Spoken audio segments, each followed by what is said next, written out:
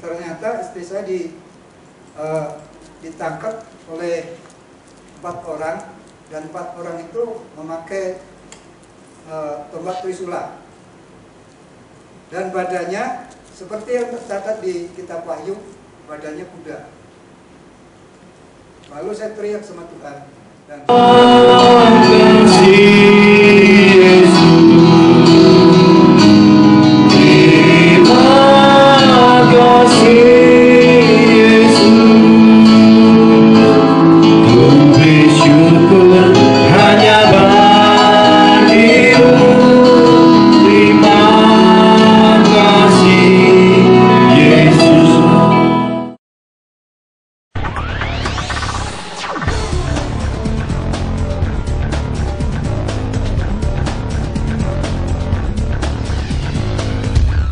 mengucap syukur pada Tuhan oleh anugerah yang Tuhan beri, dimana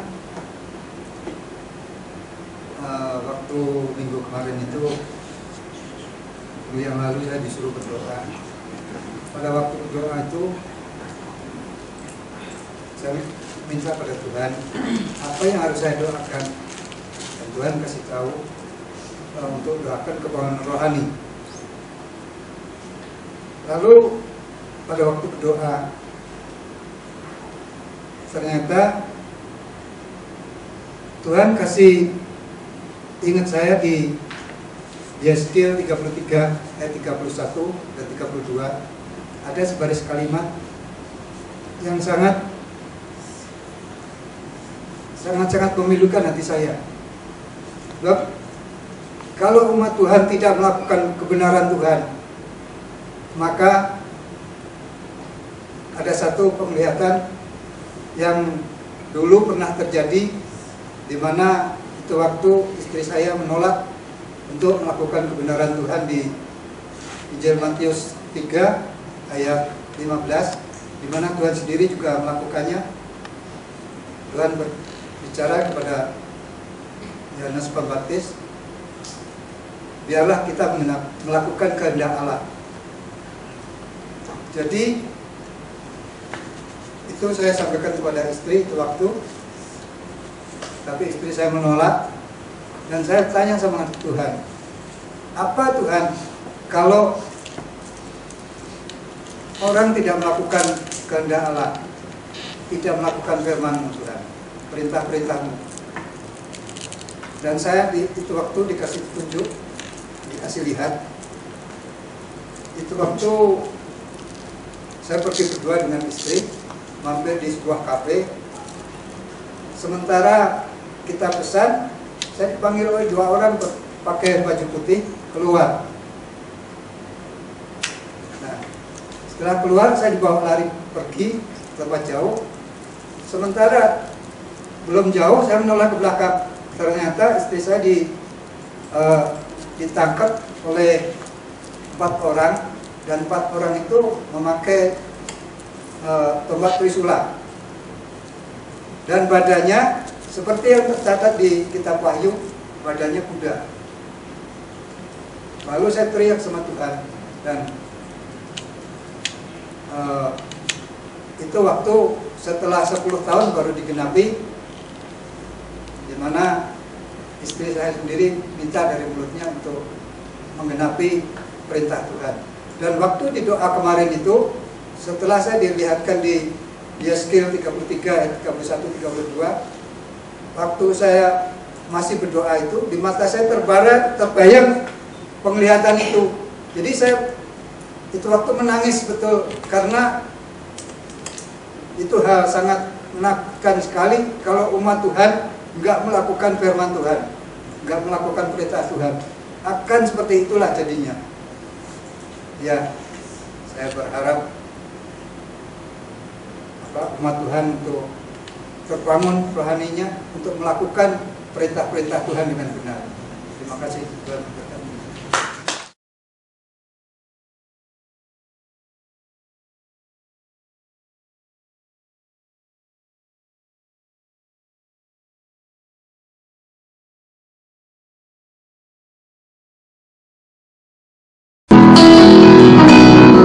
Yesus,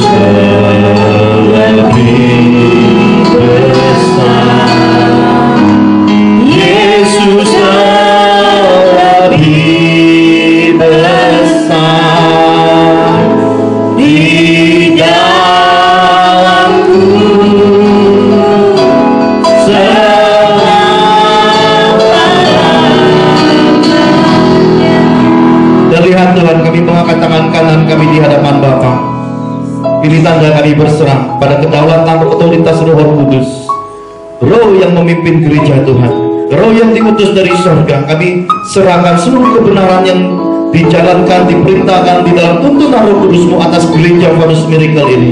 Bahkan kami beserta para penatua dan sidang jemaat Tuhan, para gembala dan semua pengurus Tuhan, kami tunduk pada perintah firman Tuhan.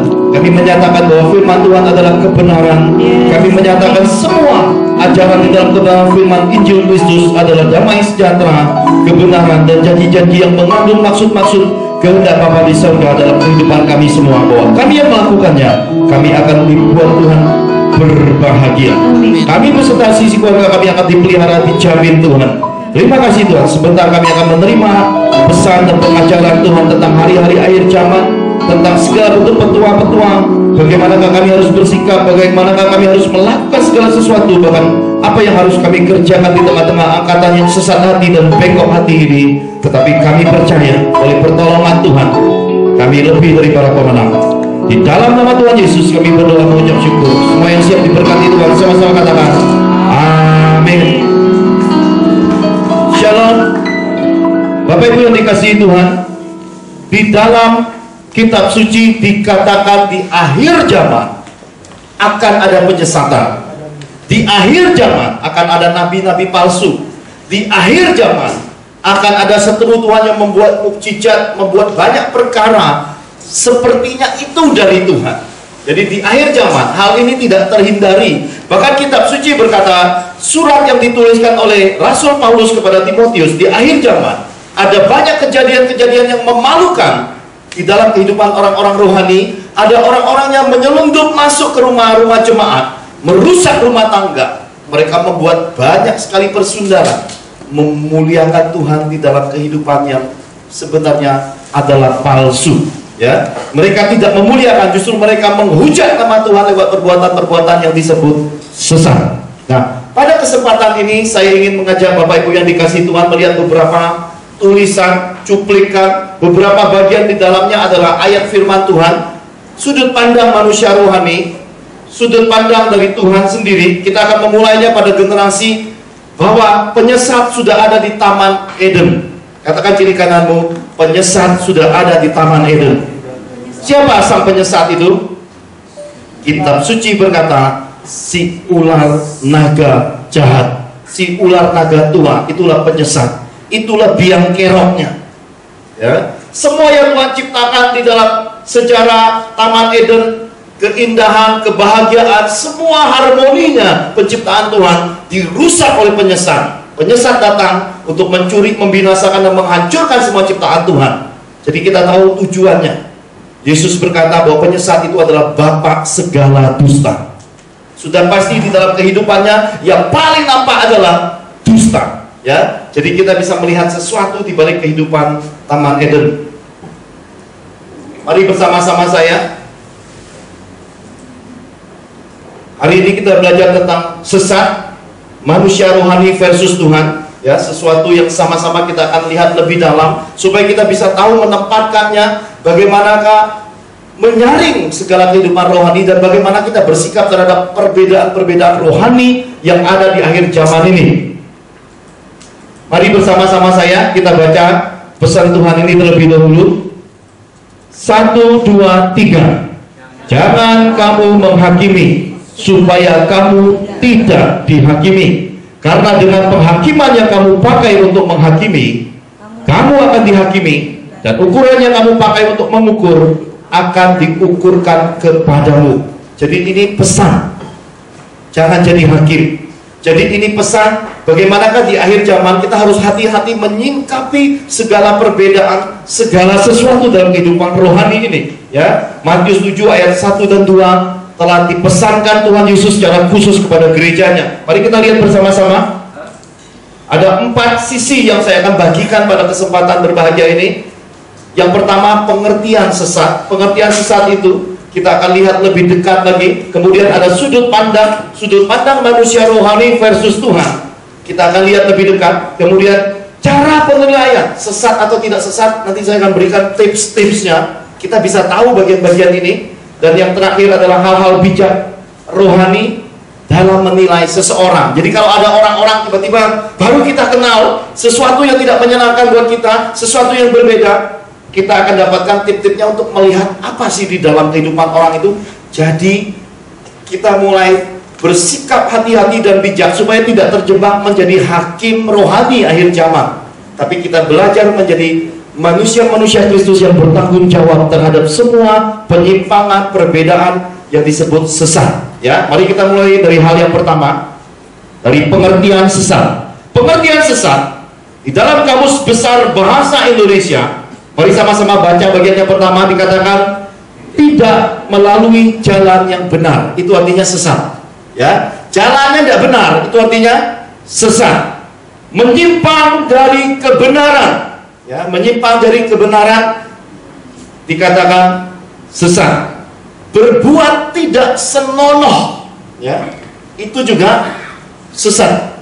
Tuhan sudah pesankan kepada kita di akhir zaman ada orang menyusup ke rumah tangga orang-orang rohani, mereka melakukan persundalan, itu perbuatan tidak senonoh, itu disebut sesat. Ya, jadi di dalam rumah Tuhan segala bentuk penyimpangan perzinahan tidak ditoleransi.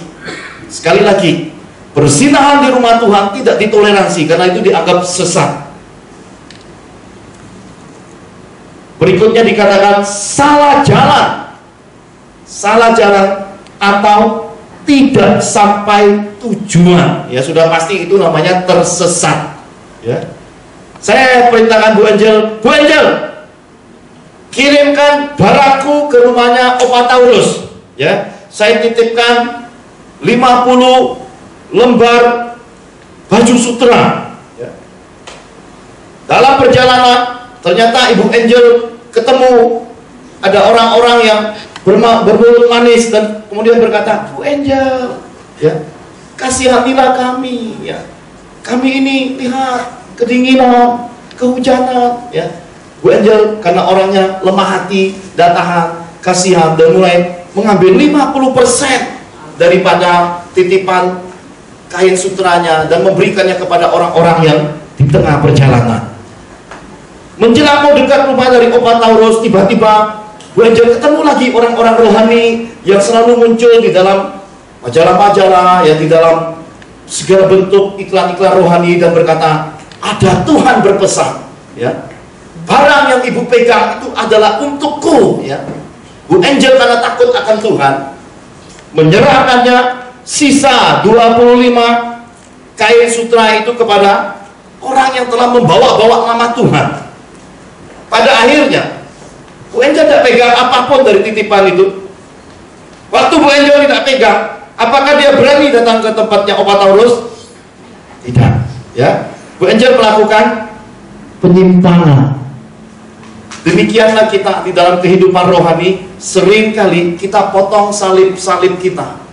Kita tidak taati firman, kita potong salib kita karena kita bertemu dengan orang-orang dalam perjalanan melakukan kehendak Tuhan. Itu kita tersesat. Di dalam kitab suci dikatakan itu adalah roh-roh pengembara, ya. Roh-roh yang membuat kita pada akhirnya tidak berjalan di dalam jalan Tuhan yang lurus. Kita nyimpang kiri, nyimpang kanan. Kenapa? Karena roh-roh penyesat tahu kelemahan kita, dan dia selalu cari area kelemahan itu untuk membuat kita menyimpang dari jalan Tuhan, membuat kita gagal sampai pada tujuan Tuhan yang mulia. Itu artinya sesat. Nah, di dalam kekristenan, pengertian sesat ini sendiri dikatakan hanya menghasilkan pertengkaran. Saya berdoa, saya berharap, saya nasihatkan dengan penuh kasih, seluruh keluarga besar Fathers Miracle sejak hari ini, jangan ribut soal firman Tuhan. Karena orang yang ribut soal firman Tuhan, kitab suci berkata apa? Sebenarnya orang sesat. Kebenaran nggak bisa diperebutkan. Maka Yesus berkata, tidak ada satu orang pun yang baik. Tidak aku, tidak kamu, tidak kita semua. Yang baik hanya Tuhan saja di sorga. Kenapa? Yang kita perebutkan itu belum tentu benar menurut ukuran Tuhan. Yang kita perebutkan itu menurut ukuran kita, yang kadangkala ada kepentingan di dalamnya, ya. Hanya akan menghasilkan pertengkaran. Kemudian dikatakan tidak menghasilkan apa-apa. Ya, jadi ada hal-hal yang kita kerjakan di dalam kehidupan rohani yang tidak ada hasilnya apa-apa, karena memang bukan sesuatu yang datang dari Tuhan, bukan sesuatu yang murni. Saya pernah bertemu dengan anak-anak Tuhan, mereka berkata begini, Pak Johan, saya tanya ini Pak, saya ketemu hamba Tuhan Pak, ini hamba Tuhan kerjanya perang rohani terus Pak. Oh ya, saya bilang, luar biasa. Terus cerita, ini Pak, apa aja dikepret sama minyak Pak. Terus, ya saya belajar, jadi kamu tukang kepret akhirnya. Ya gitulah Pak, jadi kami Pak, perang, ya, kami keliling bawa minyak, kami kepret sana, kepret sini. Terus, berapa banyak sudah kamu kepret? Banyak Pak. Kemudian kami mulai datang ke kuburan kuno Pak, kami kepret Pak. Terus, kami mulai tanam hal-hal religius, hal rohani Pak. Terus, pada akhirnya Pak, terus, saya malah kok dapat benjolan Pak. Loh, kok dapat benjolan? Saya tanya, bukankah itu perintah Tuhan? Saya justru tanya Pak Johan, itu dari Tuhan apa bukan? Tidak menghasilkan apa-apa. Banyak orang Kristen coba menerapkan hal rohani dengan cara paksa. Pertobatan itu datangnya dari Tuhan, ya. Di dalam pertobatan Roh Kudus bekerja, berkarya, dan memakai segala atribut surga termasuk para malaikat. Ya, beberapa bagian di dalam peperangan rohani itu harus sesuai kehendak Tuhan. Kalau kehendak manusia yang dikerjakan, sama-sama katakan, tidak menghasilkan apa-apa.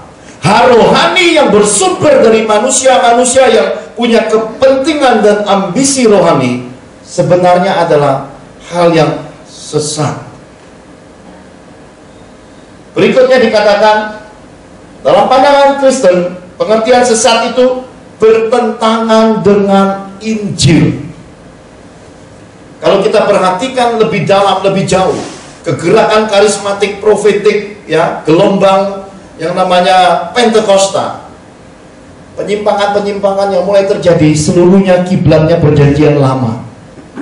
Perhatikan baik-baik, kiblatnya selalu perjanjian lama, ya. Pada perjanjian baru, justru sebenarnya yang terutama yang diajarkan adalah Injil Kristus, di dalamnya tindakan kasih.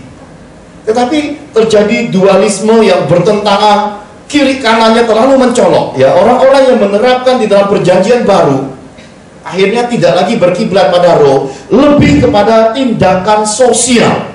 Jadi identik berbuat baik, amal sosial, tidak ada lagi Roh Kudus. Sementara pada kiblat perjanjian lama, mereka kiblat pada pimpinan Roh Kudus, tidak ada lagi tindakan amal, tidak ada lagi sosialnya, lebih ke arah keakuannya. Dua-dua halnya ada benarnya, dua-duanya ada salahnya, ya. Jadi di dalam kekristenan, Injil harus diterapkan pada pimpinan Roh Kudus dengan tindakan-tindakan Yesus yang menjadi teladan. Di luar itu akan gampang sekali kita disesatkan, ya. Dan yang terakhir dikatakan, pandangan Kristen dalam pengertian sesat itu disebut bidat, ya. Bidat adalah ajaran yang menyalahi ajaran yang benar. Jadi ajarannya itu justru melawan Injil. Ajarannya itu mendoktrinasi orang untuk benci pada Injil. Ajaran itu sendiri membuat orang lain akhirnya mempertanyakan Injil, ya. Itu sesat. Jadi dia tidak percaya firman Tuhan dan kitab suci. Saudara mungkin pernah dengar ada orang-orang yang di tempat-tempat terbuka, di tengah keramaian suka membagi-bagikan, ya, pamflet rohani. Beberapa bagian di dalamnya saya melihat sekarang mereka lebih canggih, mereka mulai bawa sekali berjalan masuk ke rumah orang bisa sampai 7 sampai 12 orang. Orang Indonesia, ada Afrika, ada Taiwan, Hong Kong, berbagai ras suku bangsa mereka bawa untuk meyakinkan bahwa pamflet rohani mereka benar. Tetapi sebenarnya yang mereka bagikan itu kalau kita kupas lebih dalam, mereka tidak percaya bahwa Yesus Kristus adalah juru selamat dunia. Maka pada saat-saat seperti itu, semua anak-anak Tuhan harus tahu bahwa itu adalah sebuah bidat, penyesatan di akhir zaman, ya. Jadi kalau kita sudah tangkap pengertian seperti ini, kita mulai mengkoreksi diri kita. Apakah di dalam hal-hal seperti ini terjadi di kita? Kalau di dalam hal-hal seperti ini terjadi di dalam kita, berarti kita harus hati-hati hari ini lebih baik benahi diri, ya, dan mulailah menguasai lidah. Karena orang ketika berbuat salah tidak sadar, biasanya mengumbar kesalahannya keluar. Seringkali Tuhan Yesus berkata, ya, di pelupuk mata, apa? Gajah di pelupuk mata tidak kelihatan, ya. Jarum dan semut di seberang nampak lebih besar, ya. Selumbar gak nampak, justru selumbar itu kelihatan besar. Kesalahan orang lain kelihatan besar. Balok kesalahan diri sendiri malah gak disadari. Karena itu di akhir zaman roh-roh penyesat ini bekerja membuat orang lupa diri, ya. Sedangkan Roh Kudus diutus dari sorga supaya kita menyadari kesalahan kita, mengkoreksi diri kita, ingat hari penghakiman, ingat hidup takut akan Tuhan. Ya, jadi roh penyesat membuat kita jauh dari Tuhan, membuat keakuan kita naik, membuat kita jadi hakim. Roh penyesat membuat kita jadi jauh dari kasih karunia. Sementara Roh Kudus membuat kita rendah hati. Roh Kudus membuat kita selalu tahu bahwa kita pun tidak luput dari kesalahan, untuk belajar memaklumkan kesalahan orang lain, menerima kelemahan orang lain. Roh Kudus mengajarkan kita untuk selalu cari dan masuk pada jalan Tuhan, untuk hidup di bawah kasih karunia, ya. Karena orang benar akan hidup dengan iman. Roh penyesat akan mengajarkan kita untuk hidup dalam logika. Roh penyesat akan membuat kita bimbang antara iman dengan logika, dan pada akhirnya kita disudutkan oleh roh penyesat, yaitu di dalam kebutuhan.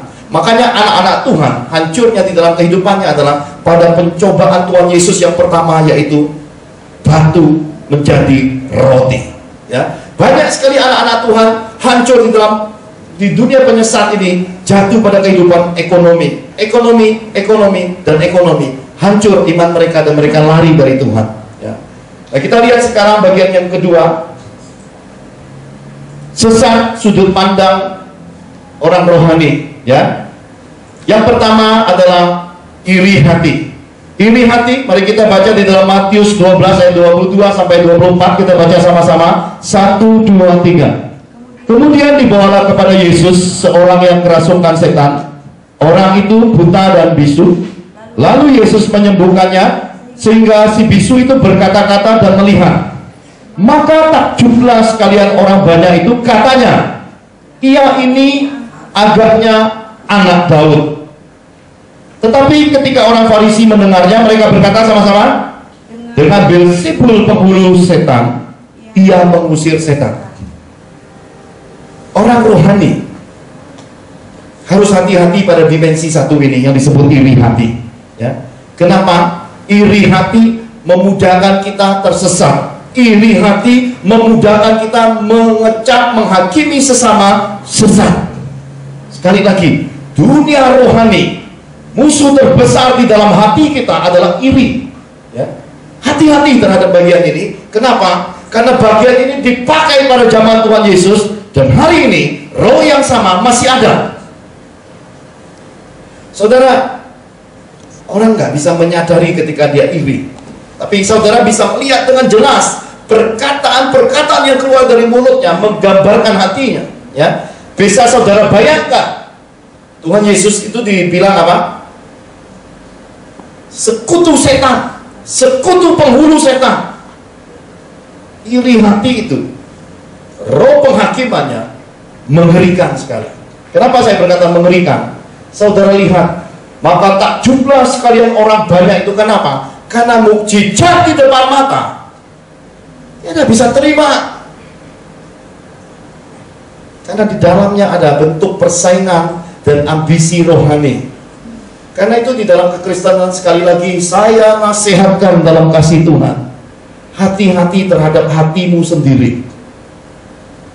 Ketika saya sekolah, ada seorang nabia dari Afrika yang bernama Kerry Sauti, ya. Seorang nabia yang sangat tajam sekali. Kenapa saya berkata sangat tajam?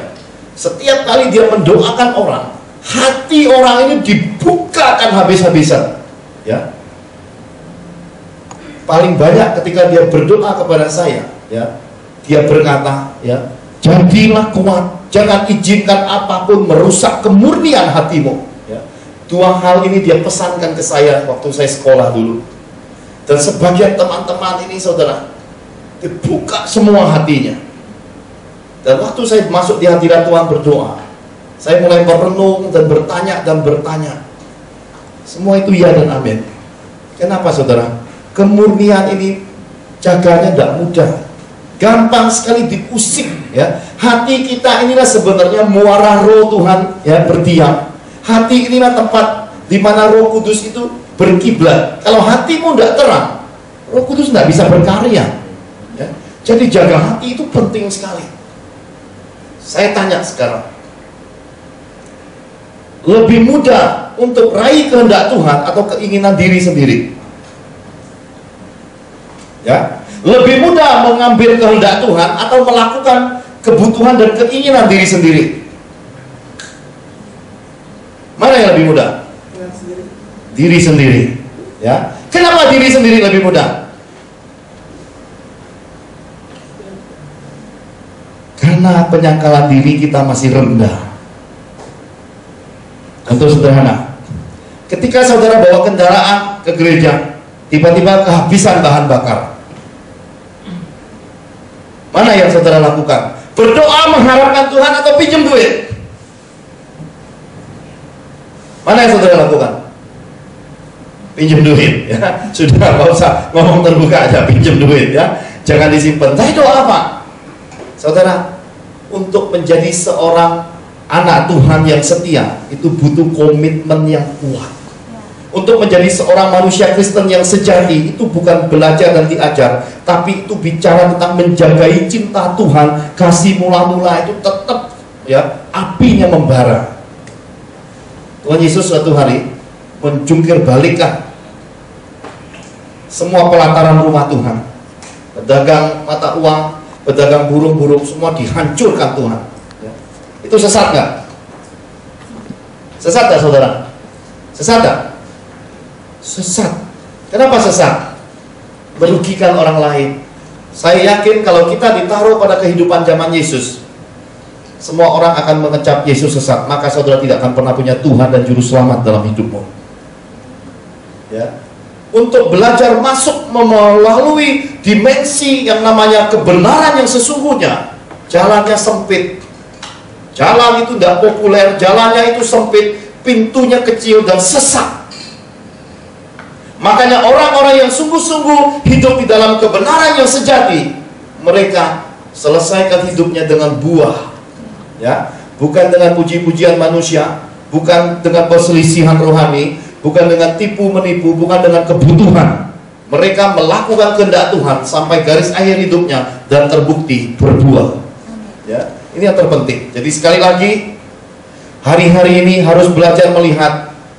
Kitab Roma mengajarkan kita ada keinginan roh, ada keinginan daging. Dua-duanya itu disodorkan di hatimu. Hatimu menentukan engkau ikut kebenaran Tuhan atau engkau tersesat pada jalan iri hati.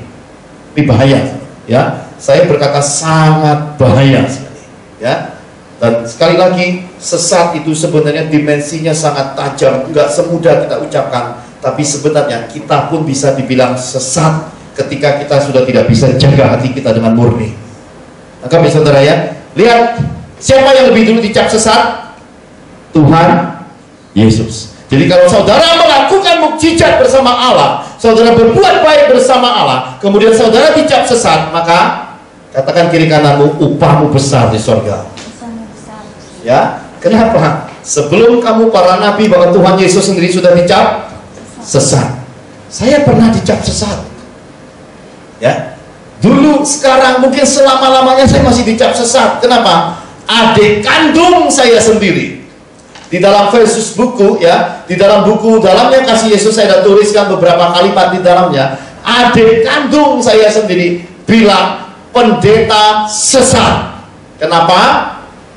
Mari dengar baik-baik penjelasannya, ya. Suatu hari saya bawa papa mama saya ke kota Bandung karena ingin membuat orang tua berbahagia, menyenangkan orang tua. Saya bawa papa mama saya menginap di Grand Aquila di daerah Pasteur, ya. Nginep di hotel yang cukup baik. Kemudian saya bawa papa mama saya makan di Chinese restoran. Kalau saya tidak keliru namanya Dunia Baru, ya. Dunia Baru, saya pesan babi samcan, kodok, ya. Pokoknya makanan-makanan yang menurut saya itu adalah makanan mewah buat orang tua saya pada zaman dahulu kala. Saya pesan semua yang enak. Sepulang dari kota Bandung, keesokan harinya, mama saya bangun ya, jalan. Itu kemana-mana nggak pakai sendal, dia nggak merasa. Kenapa? Kakinya kapalan, mati rasa. Jadi dia nggak tahu bedanya sendal atau nggak, kemana-mana tuh nggak pakai sendal. Karena otaknya jadi lemot, karena ternyata ada penyumbatan karena serangan stroke ringan. Saya begitu tahu mama saya begitu, saya jemput, saya urusi, saya bawa ke dokter, saya ronsen dari mulai dokter Satya Negara sampai ke rumah sakit PIK, ya. Saya bayari semua, kurang lebih habisnya waktu itu 8 sampai 12 juta rupiah pengobatannya. Tidak ada sesen pun, ya. Saya minta dukungan dari manapun, karena saya yang berbuat, saya yang mengajak, saya tanggung jawab. Saya dengan almarhumah istri saya, ya. Pada saat itu adik saya sedang menanjak kehidupan bisnis dan juga ekonominya lagi naik daun. Saya lebih dulu naik pohon, saudara. Ya beda. Dia naik daun, saya udah naik pohon. Saya sudah cukup mapan. Ya. Jadi setelah dia dengar mama saya begitu, dia jemput mama saya. Ya. Saya sudah obati mama. Kemudian 1 bulan berikutnya dokter pesan supaya tidak terjadi stroke beneran, harus periksa darah untuk kontrol kekentalan darah, kesehatan, stamina, dan semua hal. Jadi saya bilang, mama nanti bulan depan kontrol. Jadi mama saya, adik saya baru beli mobil, ya. Saya masih ingat mobil Jazz terbaru, baru keluar. Dia beli mobil, jemput mama saya. Tiap hari kerjanya ke mall, nongkrong, makan tiap hari, ya. OKB itu kerjanya di mall, ya. OKB itu kerjanya tiap hari di mall. Kenapa? Senang. Mobil baru, duit banyak, senang-senang. 1 bulan kemudian, ya, saya ini setiap kali ke rumah orang tua tidak pernah ketemu. Cari, lagi ke rumah adik, ya. Cari, papa saya ketemu di rumah adik, cari, tidak pernah ketemu. 1 bulan kemudian, ya, ketemu di rumah mama. Kemudian saya bilang sama mama, "Ma, udah cek darah belum?" Gampang. Jadi kata gampang nih, saya sudah dengar dari zaman mama saya, ya.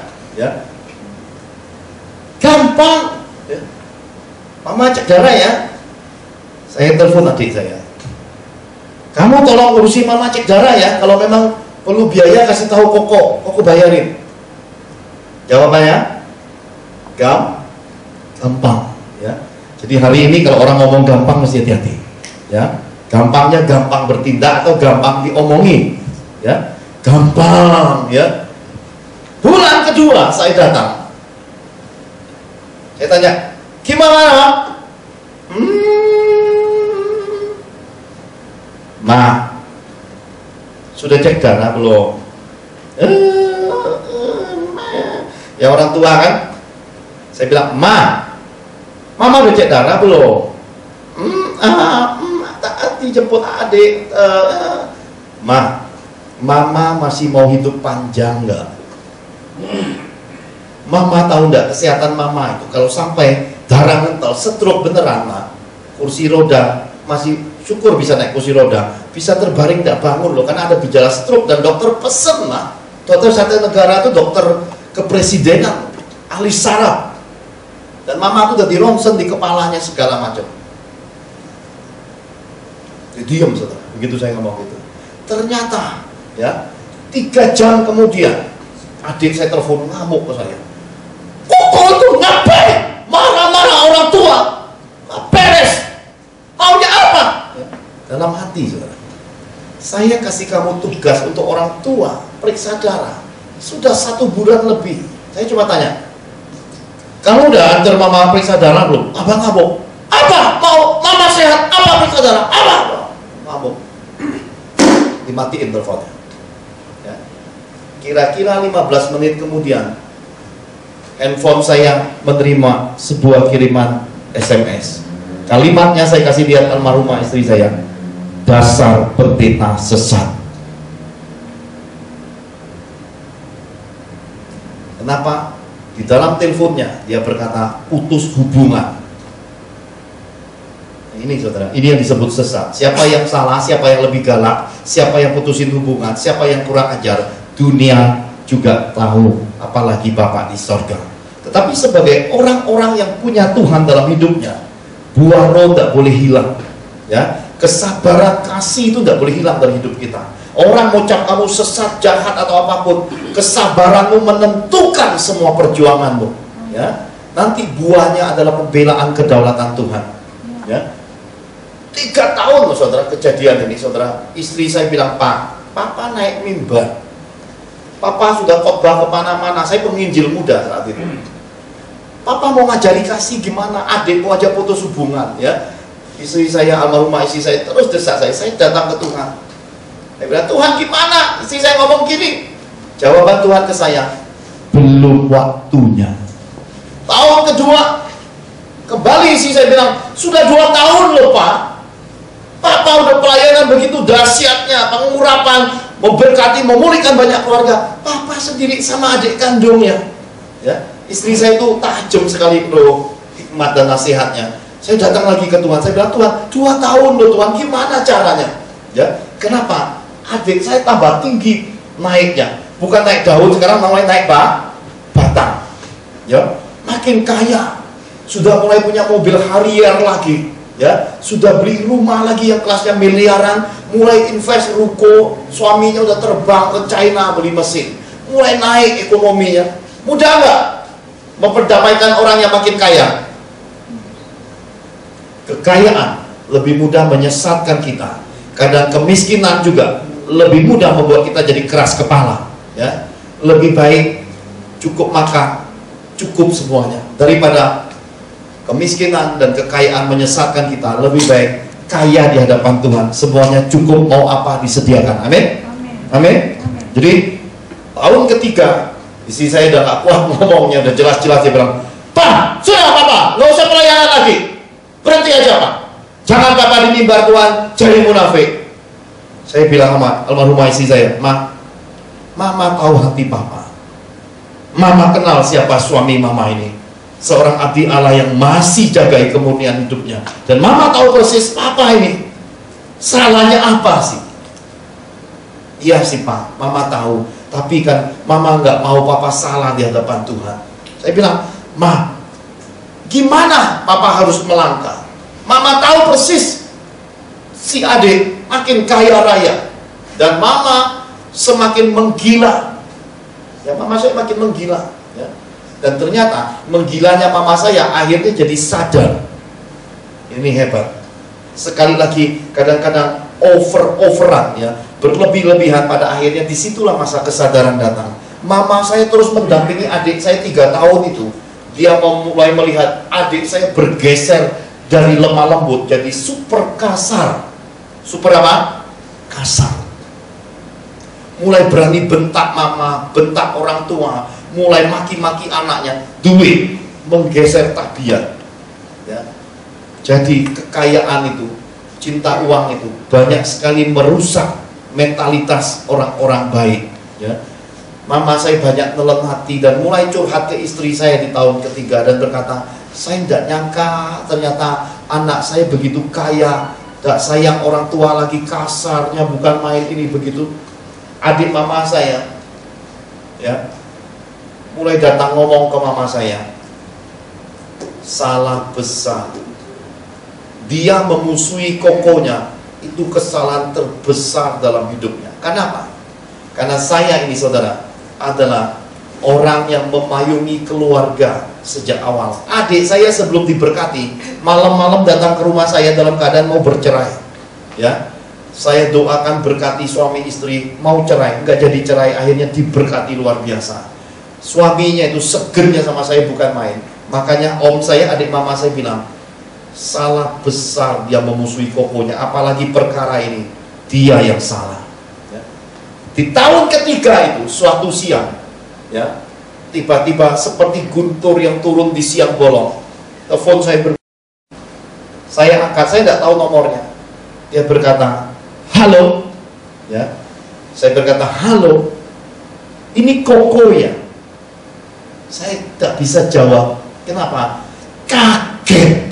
Saya cuma bilang,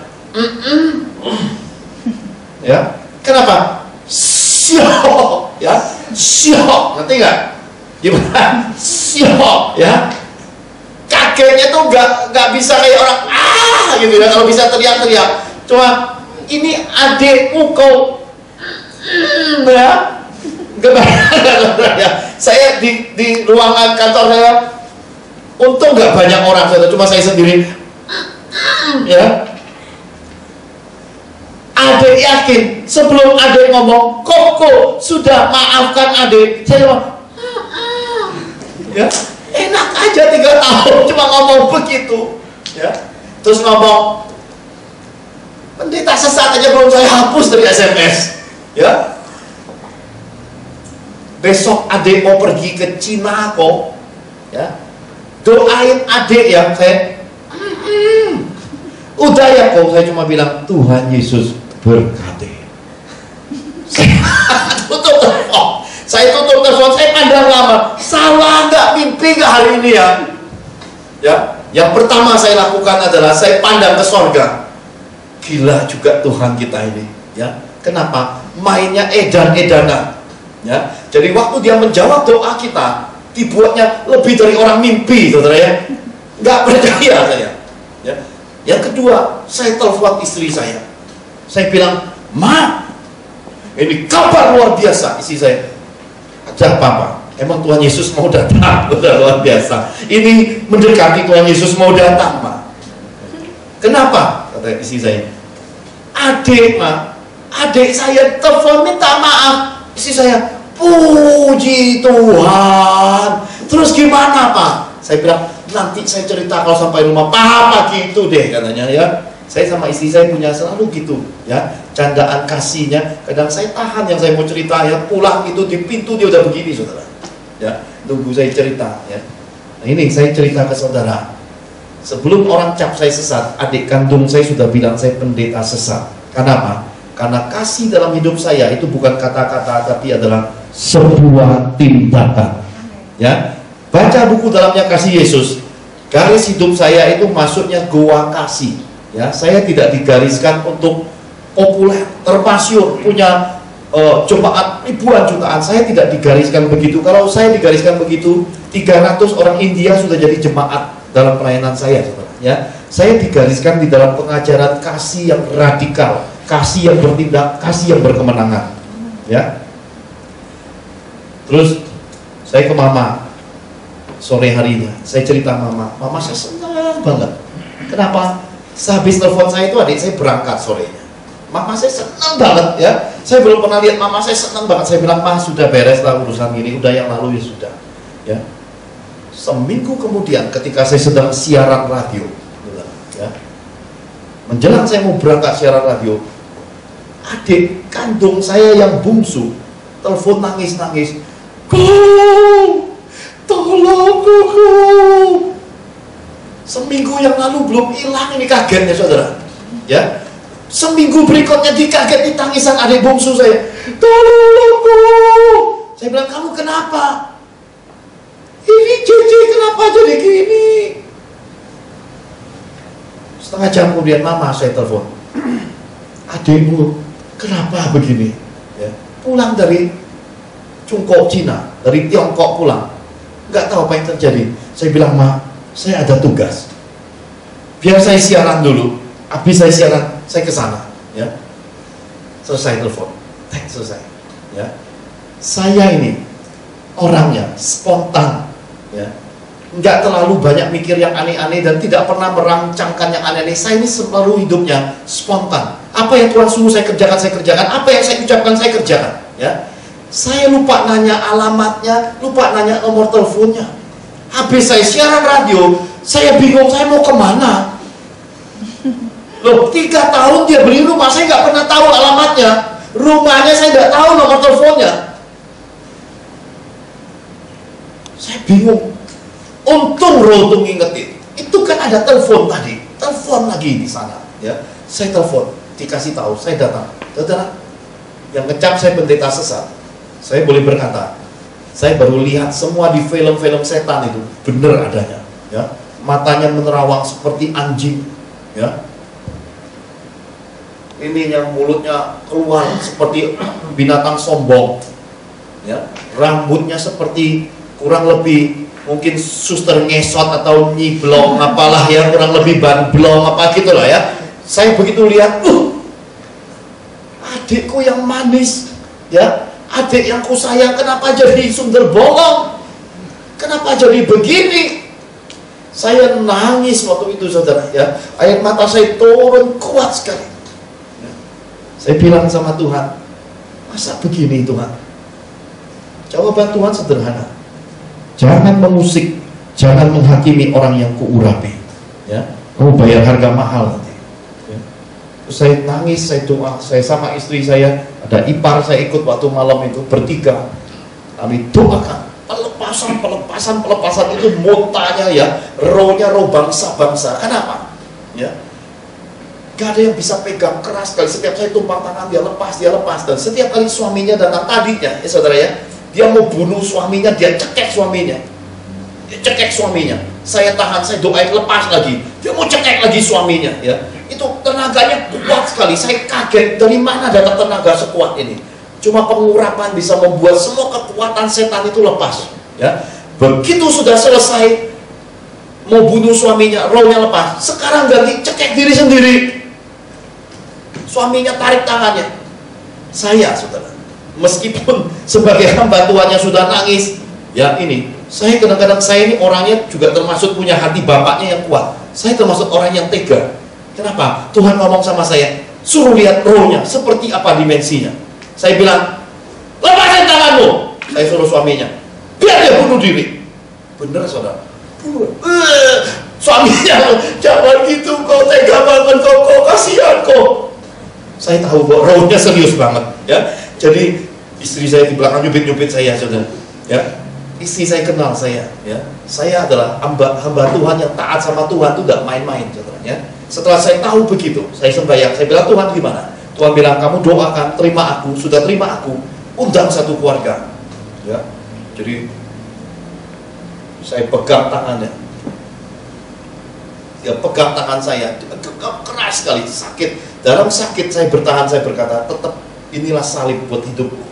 Adikku buat salah, aku juga yang bayar harga. Ya, umat yang bikin salah, tetap gembalanya yang bayar harga. Ya, kenapa? Karena gembala mengasihi domba-dombanya. Jadi saya tahan begini, dia genggam. Saya pandang matanya ngadep mata saya, saudara, itu mata setan. Ya, bukan mata adik saya, mata setan. Saya pandang, saya lihat tembus masuk ke hatinya. Saya bilang, ikuti doa koko. Suaminya, anaknya satu, terima Yesus. Saya undang Yesus masuk, terima. Sudah selesai, Tuhan bilang, tanya mereka, setelah terima aku, siap dan rela nggak dibaptis? Sekeluarga siap rela. Ya. Maka saya bilang sama almarhum istri saya, sama ipar saya, sama suaminya, kalian di sini, saya siapkan media baptisan. Saya buka kamar mandi di kamar, begitu buka, shower. Saya bilang sama papa, sama mama, tolong naik ke atas, kamar mandinya ada 2 di atas. Ada bak mandi nggak? Naik ke atas. Shower. Saya ikut naik ke atas akhirnya karena penasaran. Saya begitu lihat shower. Saya bilang sama Tuhan, baptisan percik ya Tuhan. Nggak ada bak mandi, kan pakai shower. Ya. Tuhan ngomong sama saya, kamu itu matamu taruh di mana? Ya. Terus saya bilang, kenapa Tuhan? Di pojok kamar itu ada apa? Ya. Kamar mandi bawah itu, Tuhan ngomong saya langsung turun. Saya begitu lihat, ya ampun, itu ada yang namanya ember tinggi. Pernah lihat gak ember biru tinggi sejadah itu? Saya bilang, kok Tuhan bisa lihat? Saya nggak bisa lihat. Tuhan bilang, itulah nak, di tengah-tengah masalah seringkali kita di depan mata barang besar nggak bisa lihat. Ya, makanya hati ini harus tenang. Kalau udah tenang, banyak hal terabaikan. Ya, saya protes. Jadi Tuhan suruh baptis di situ. Tuhan bilang, iya, masuk angin. Saya bilang Tuhan masuk angin, Tuhan marahi saya. Kamu putar kerannya, ya. Saya putar. Itu apa? Air panas. Baptis air hangat, kata Tuhan. Wah, saya tepok jidat. Tuhan, saya pinter banget. Aku kok blow-on ya. Hebat Tuhan itu. Makanya sekali lagi, ikut Tuhan. Nggak mungkin kau bisa mengalahkan Tuhan, ya. Jangan keminter dalam hidup. Tuhan itu yang terpintar, terhikmat, terhebat. Hamba Tuhan terblow-on. Saya termasuk di dalamnya. Malam itu saudara, saya ingat betul mesti ngangkat adik saya masuk ke dalam ember. Dalam nama Bapa, Putra, Roh Kudus, dalam nama Yesus, terima baptisan. Itu dalamnya gak bisa semua, sampai leher doang. Saya bilang, Tuhan, nanti masuk surga lehernya ketinggalan sama kepalanya. Tuhan marahi saya, kamu itu blow-on-nya super blow-on. Ya kenapa emang Tuhan? Ya sembur dong sama ember lagi. Saya ambil air. Aduh saudara, perkara-perkara begitu saudara, saya sekali lagi bilang, itu semua anugerah yang besar. Dan itu tidak semua orang alami, saya ngalaminya. Amin. Kita lanjut, nanti tidak selesai saudara. Ya, lanjut ya. Itu panjang, nanti baca buku dalamnya Kasih Yesus, di dalam ada, atau di khotbah-khotbah itu banyak sekali saya cerita ya. Yang kedua dikatakan kedagingan, hidup penuh amarah. Yakobus 4 ayat 2. Kamu mengingini sesuatu, tetapi kamu tidak memperolehnya. Lalu kamu membunuh, kamu iri hati, tetapi kamu tidak mencapai tujuanmu. Lalu kamu bertengkar dan kamu berkelahi. Kamu tidak memperoleh apa-apa, sama-sama karena kamu tidak berdoa. Nah ini anak Tuhan sesat ketika apa? Ketika sudah tidak punya jam doa. Kalau saudara sudah tidak dilapisi hadirat Allah, roh penyesat intim dengan engkau, dan engkau mudah menghakimi orang, karena jam doa itu adalah napas hidupnya orang Kristen. Tanpa berdoa, engkau akan mudah menghakimi sesama, engkau akan tega terhadap sesama, bahkan engkau akan lebih tega lagi pada dirimu, mengasihani diri sendiri. Ya, ini kuncinya. Kedagingan, hidup penuh amarah. Yang berikutnya dikatakan begini: merasa diri lebih benar dan lebih rohani. Yohanes 8 ayat 40-42. Tetapi yang kamu kerjakan ialah, sama-sama, berusaha membunuh aku. Aku seorang yang mengatakan kebenaran kepadamu, yaitu kebenaran yang kudengar dari Allah. Pekerjaan yang demikian tidak dikerjakan oleh Abraham. Kamu mengerjakan pekerjaan bapakmu sendiri. Jawab mereka, kami tidak dilahirkan dari zina. Bapa kami satu, yaitu Allah. Kata Yesus kepada mereka, jikalau Allah adalah Bapakmu, kamu akan mengasihi aku, sebab aku keluar dan datang dari Allah, dan aku datang bukan atas kehendakku sendiri, melainkan Dialah yang datang. Di akhir zaman, orang-orang merasa sudah belajar kasih. Di akhir zaman, orang merasa dia sudah punya kasih, tapi sebenarnya tindakan hidupnya, kebenciannya lebih besar. Seringkali orang-orang merasa bahwa aku sudah diajarkan, wah luar biasa, tapi sebenarnya itu sebatas pengetahuan. Tindakannya, perilakunya, tabiatnya buruk sekali. Ini sesat. Ada sebagian orang Kristen pintar ngomong pengetahuan rohani, tapi tindakan hidupnya manipulasi rohani semua. Ya, ini sesat. Sekali lagi, bahaya sekali kalau merasa diri kita lebih benar, lebih rohani dari orang lain. Ya, kita bukan hanya membuat kita jadi sombong rohani, bahkan kita menempatkan orang lain tersandung. Ya, makanya hamba-hamba Allah yang hidupnya benar, sebagian besar itu kelemah lembutan dan tetap berdiri pada jalan Tuhan. Dia tidak peduli dengan penghakiman. Ya, buah-buah pelayanannya terbukti. Kunci pelayanan terbesar adalah restorasi keluarga. Amin. Dan bagaimanapun semua orang harus dikoreksi, karena kita diajarkan memikul salib, menyangkal diri setiap hari. Tabiat kita, karakter kita, perilaku kita ini kalau dibongkar Tuhan, ya nggak enak. Makanya hamba-hamba Allah yang berjalan dalam pelayanan murni, jemaatnya tidak banyak. Kenapa? Manusia tidak suka dibongkar-bongkar. Ya, mereka suka yang diiming-imingi, dimimpiin, dijanji-janjiin, dimuluk-mulukin. Makanya ketika orang-orang tidak mengerti kitab suci, barang siapa kukasihi, yang kutegur dan kuhajar. Karena itu relakanlah hatimu dan bertobatlah. Ini bicara tentang apa? Tuhan ingin kita dibentuk segambar serupa dengan Dia, punya pikiran perasaan Yesus, punya watak tabiat seperti Yesus. Tapi orang-orang Kristen senangnya ngumpul, ya. Kalau sudah ngumpul, diiringi kata kasih, kata rohani, kata mukjizat dan profetik, rasanya seluruh dunia dia yang punya. Ya, ini kesesatan akhir zaman. Ya. Sekali lagi hal seperti ini jangan sampai ada di tengah-tengah kita. Berikutnya dikatakan begini. Nah ini saudara ya, unsur sesat manusia rohani ini adalah beberapa hal yang saya boleh simpulkan. Biasanya latar belakangnya adalah penolakan atau persaingan rohani. Kemudian penilaian, penghakiman tanpa pengertian. Jadi orang itu bisa ngecap orang lain sesat atau dia sendiri bisa jadi sesat. Karena apa? Latar belakang seperti ini. Orang lain mengalami tapi saya tidak, ya. Unsur-unsur begini menimbulkan kecemburuan, hidup masa lalu yang pahit. Sekali lagi saudara, ya. Saya menikah 3 kali, saya mau bunuh diri. Tahun pertama saya menikah untuk membersihkan masa lalu saya luka karena semua kebohongan kaum wanita. Itu istri saya dipakai Tuhan merestorasi masa lalu saya yang pahit. 3 kali saya hampir mati saudara, ya. Tapi ternyata Tuhan menangkan semua itu, bebas, nggak ada lagi kepahitan. Saya nggak pernah lagi pahit terhadap wanita atau benci dengan gadis-gadis cantik, enggak, ya. Kenapa? Karena saya menangkan dunia yang pahit itu bersama Tuhan. Dan istri saya adalah penolong yang luar biasa, ya.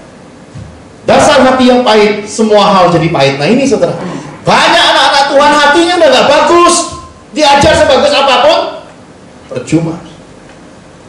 Makanya di akhir zaman roh penyesat membuat banyak anak Tuhan tidak bisa diajar.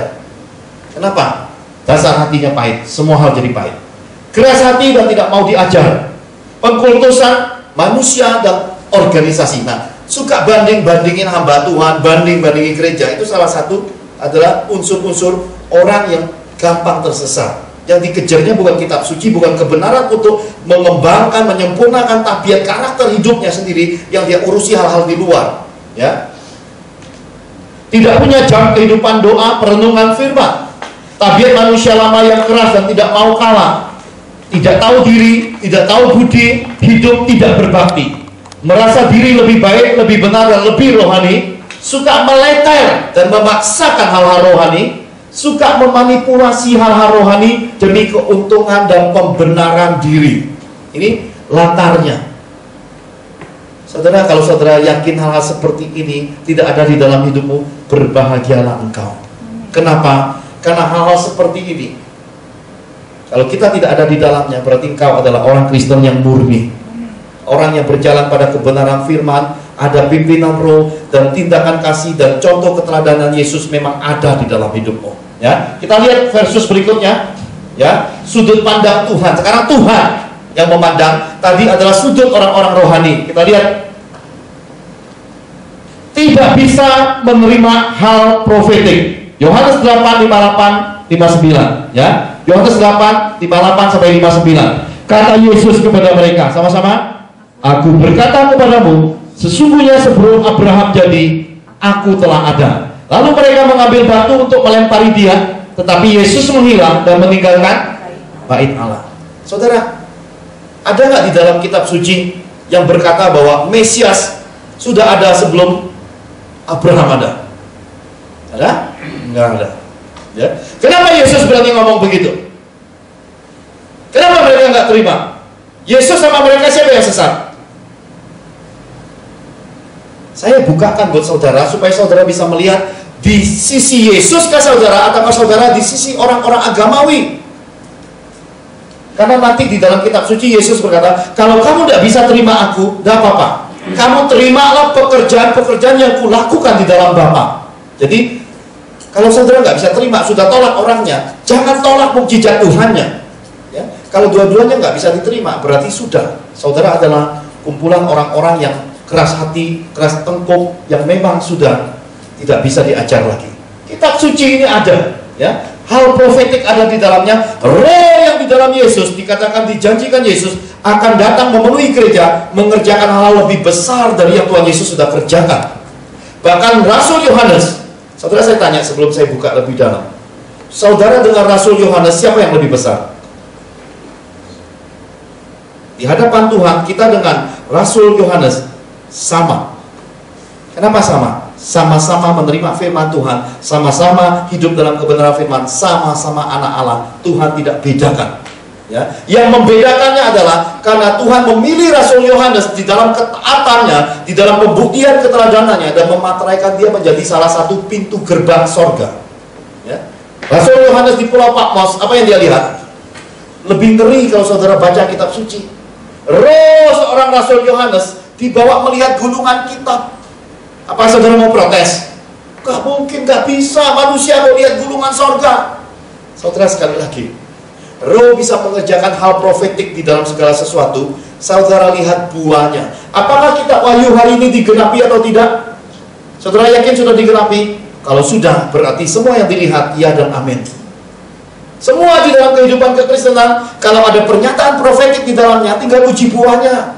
Ya, jangan lihat kemana-mana, lihat buahnya. Ada seorang hamba Tuhan berkata, Tuhan bawa aku naik ke surga, aku martir. Ya, benar nggak? Benar nggak? Benar, lihat buahnya. Ya, lihat buahnya aja. Kalau buahnya benar, anggap aja itu benar, karena itu tidak tentang Tuhan, saudara. Ya, ini firman. Yohanes 10 ayat 29 dikatakan gini, Bapakku yang memberikan mereka kepadaku sama-sama lebih besar daripada siapapun, dan seorang pun tidak dapat merebut mereka dari tangan Bapa. Aku dan Bapa adalah satu. Sekali lagi orang Yahudi mengambil batu untuk melempari Yesus. Aku dan Bapa satu. Gampang nggak diterima? Yang punya sorga, yang ciptain semesta alam, jadi manusia satu. Gampang nggak? Gak gampang. Di dalam kekristenan, kalau saudara tidak hidup dari iman, engkau akan mudah tersandung dengan pekerjaan dan karya Roh Kudus. Zaman Yesus sudah membuktikannya. Yang berikutnya dikatakan gini, Yohanes 16 ayat 13. Tetapi apabila ia datang, yaitu Roh kebenaran, ia akan memimpin kamu ke dalam seluruh kebenaran. Sebab ia tidak akan berkata-kata dari dirinya sendiri, tetapi segala sesuatu yang didengarnya itulah yang dikatakannya. Dan sama-sama, ia akan memberitakan kepadamu hal-hal yang akan datang. Ini janji Tuhan buat siapa? Katakan buat kamu, kita semua.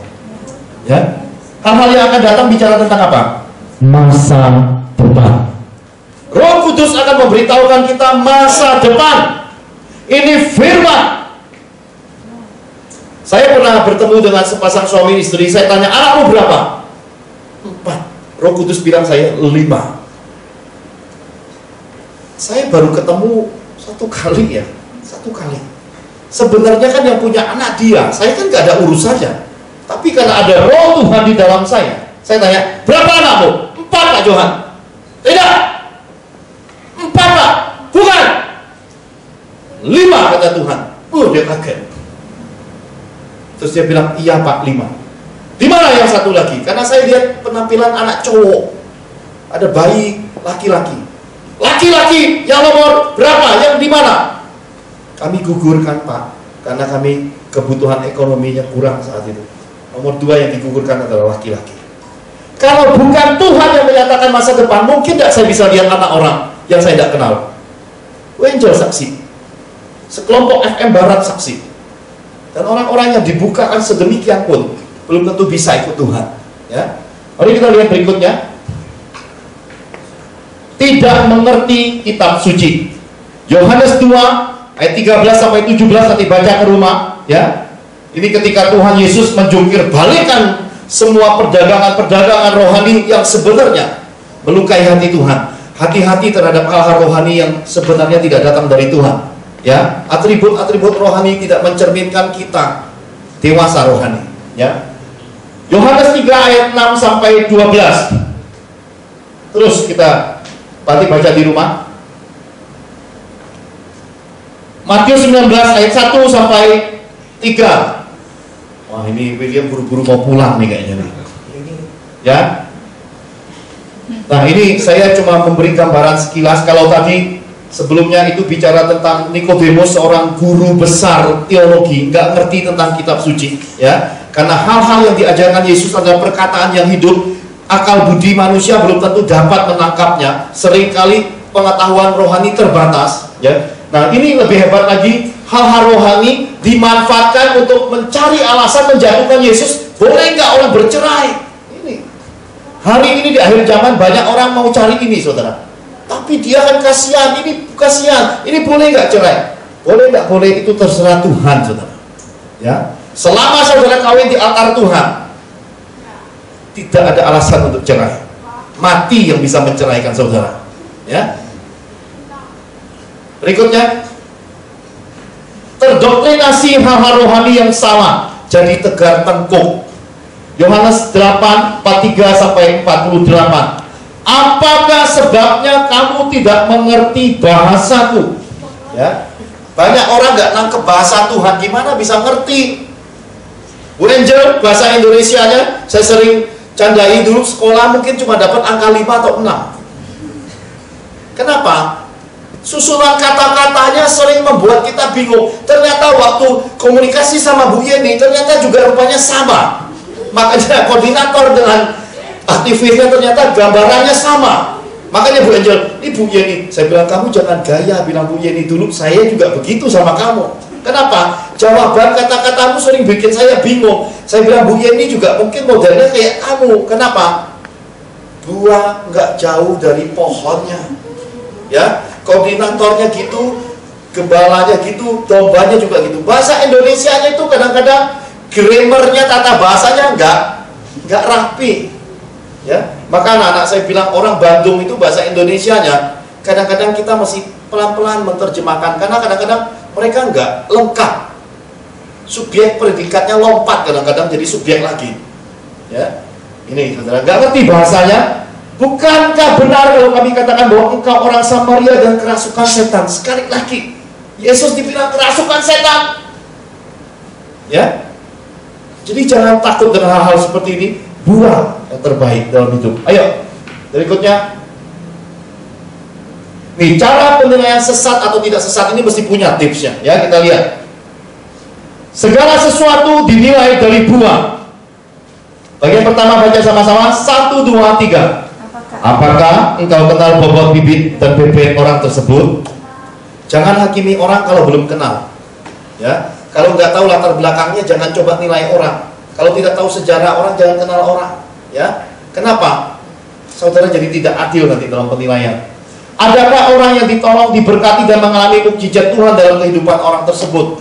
Jangan sampai saudara terdoktrinasi hamba Tuhan yang nggak ada buktinya, semuanya cuma kata-kata belaka. Ya, akhir zamannya begini banyak. Apakah dia mengajarkan Anda untuk berzina, bercerai, jadi pelit, gila hormat, cinta uang, dan menjadi sama dengan dunia? Ya. Kalau enggak, bagaimana saudara bisa bilang orang itu sesat? Apakah ada unsur setan dalam setiap pelayanannya?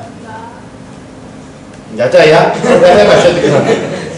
Apakah dia meminjam dan mencuri uang Anda? Apakah dia berbuat dosa, berzina, berfoya-foya untuk kehidupan nafsu duniawi, gonta ganti istri, dan berkali-kali kawin cerai? Karena saya bilang enggak. Jadi saudara harus lihat yang begini-begini. Apakah dia saat melayani Anda lalu berzina dengan Anda? Ya, kalau dia berzina dengan Anda, dia sesat. Kenapa? Pagar makan tanaman. Nanti saudara, abdi Allah makan kepercayaan Tuhan, gak baik, itu orang sesat. Apakah dia beserta keluarganya, istri, suami, anak-anaknya adalah keluarga yang kacau dan penuh perbuatan dosa? Ini kan tips.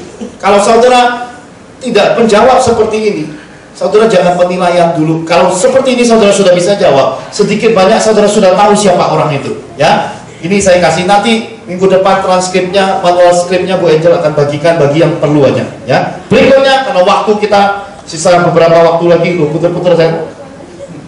Ayo, hal-hal bijak dalam menilai seseorang. Nih, hal-hal bijak saudara ya. Yang pertama dari keluarga. Contoh yang baik dan teladan yang terpuji. Ini hal-hal bijak. Kalau nilai orang tuh lihat keluarganya dulu.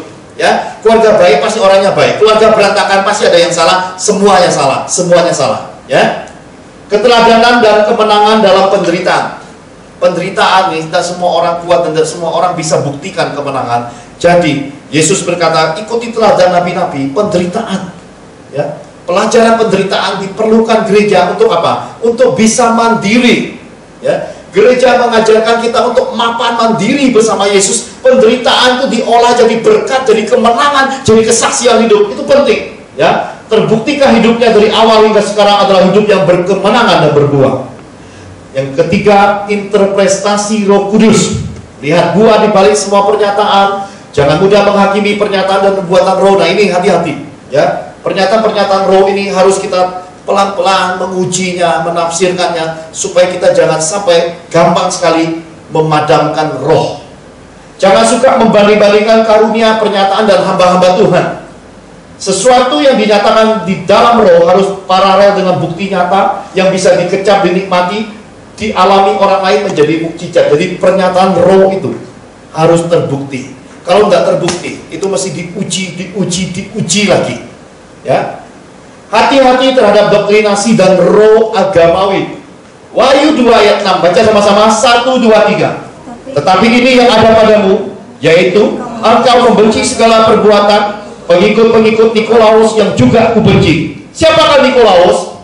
Nikolaus adalah seorang yang terpilih pada masa kegerakan gereja Antioquia, tapi kemudian berbalik kepada dunia agamawi orang-orang Yahudi, dan ternyata Nikolaus dibenci Tuhan. Ya, hati-hati hari ini. Kalau kita terikat roh agamawi, kita jadi orang yang dibenci Tuhan ternyata, saudara. Ya, berbalik kepada liturgis yang nggak perlu, liturgis nenek moyang yang di dalamnya ada penyembahan berhala. Ya, hati-hati terhadap roh tenung, roh ramalan, ya saudara ya. Itu semua dibenci Tuhan. Dan yang terakhir dikatakan sama-sama, rajin berbuat baik. Ya, kalau orang rajin berbuat baik, sudah menutupi semua area hidupnya. Ya, orang berbuat baik adalah orang yang dipuji seluruh suku, kaum, agama, dan bangsa. Ya.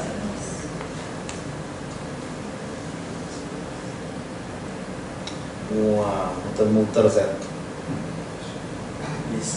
Habis. Ya. Saya berharap apa yang sudah kita pelajari ini hari ini di keluarga besar Father's Miracle menjadi orang yang lebih hati-hati, lebih dewasa, lebih bisa bersikap terhadap semua perbedaan, persaingan, semua hal yang sebenarnya bisa kita netralisir dengan bijak. Ya, saya saudara dalam pelayanan saya ceritakan di mimbar ini, ada orang-orang yang dikatakan kalau doain orang dari tangannya bisa keluar paku. Ya, terus dia kalau tumpang tangan bisa keluar pasir. Ya, ini seluruh gereja bilang sesat. Waktu saya pergi ke Talaut, dibawa datang ke saya. Apa yang saya lakukan? Saya cuma bilang satu, Tuhan kalau ada setan keluarkan setannya. Kalau tidak ada, buat dia tenang. Ya, buat dia menunduk kepada firman. Saya ketemu sepasang suami istri, saudara, dan mereka menunduk tersungkur nangis dan berkata, Pastor bimbing kami, tolong beritahukan kami, setan atau Tuhankah sumber semuanya ini? Saya buka, saya telaah, itu ternyata Tuhan. Semua itu hanya manifestasikan apa? Karena di daerah Sulawesi banyak perdukunan. Ya, semua roh jahat itu kalau keluar bermanifestasi jadi paku, jadi pasir. Ya, gereja nggak bisa terima. Kenapa? Karena gereja nggak punya perlengkapan yang seperti itu di sana. Ya, saya melihat banyak sekali sudah hal-hal seperti itu dalam pelayanan. Maka hari ini buah jatuh nggak jauh dari pohon. Kalau saya bisa menetralisir semua hal seperti itu dalam hidup saya berdoa, keluarga besar Father's Miracle akan punya kemampuan yang sama. Amin. Doa Pak Bambang yang berkata bahwa ketaatan melakukan firman kita lakukan dengan segenap hati. Opat harus berdoa untuk supaya kita kuat di dalam keadaan saat-saat proses kita berjalan seperti ini. Bukan saat ini, nanti kalau jemaat ribuan pun kita tetap jadi gereja Father's Miracle yang tetap ada firman Tuhan yang murni. Ya, hidup seturut dengan keteladanan Yesus, tidak berubah karena banyaknya orang. Ya, saya berdoa.